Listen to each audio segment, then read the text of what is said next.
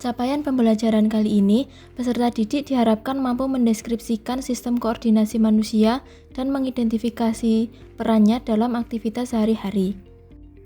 Untuk tujuan pembelajaran ini, peserta didik mampu menjelaskan peran sistem saraf, alat indera, dan otak dalam membantu tubuh merespons, merangsang, dan menghasilkan gerakan yang terkoordinasi. Sejak tahun 1989, masyarakat Desa Pabelan terus melestarikan sebuah kesenian yang lahir dari kreativitas anak-anak desa yang menirukan pertunjukan seni dalam sebuah pesta rakyat. Seiring berjalannya waktu, kesenian tersebut berkembang menjadi bagian dari identitas budaya masyarakat setempat. Gerakan-gerakan yang ditampilkan terinspirasi dari pencaksilat yang kemudian dimodifikasikan menjadi lebih lentur dan indah. Selain memiliki nilai seni, gerakan tersebut juga mengandung makna filosofis yang mencerminkan nilai kebersamaan, kekeluargaan, dan juga pengingat kepada Tuhan.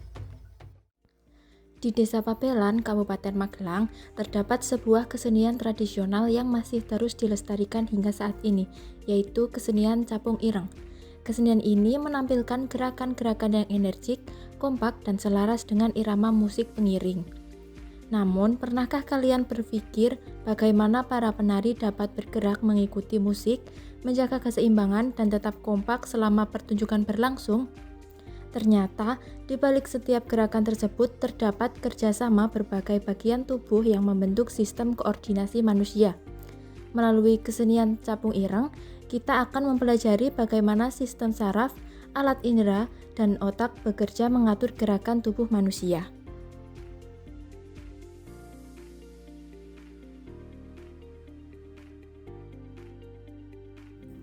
Saat menari, penari harus mendengarkan musik.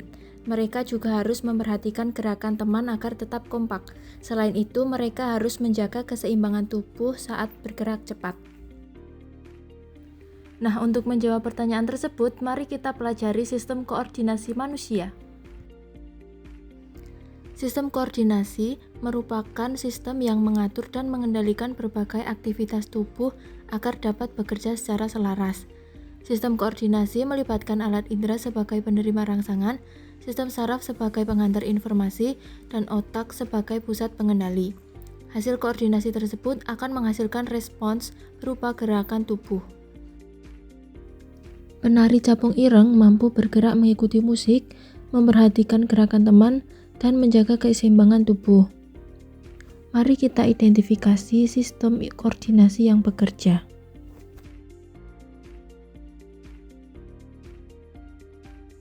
Ketika musik dimainkan, telinga penari menerima rangsangan berupa bunyi. Informasi bunyi dikirim menuju otak untuk diolah. Setelah itu, otak mengirimkan perintah kepada otot sehingga tubuh dapat bergerak mengikuti irama musik. Inilah contoh kerja sistem saraf dalam menerima rangsangan dan menghasilkan respon.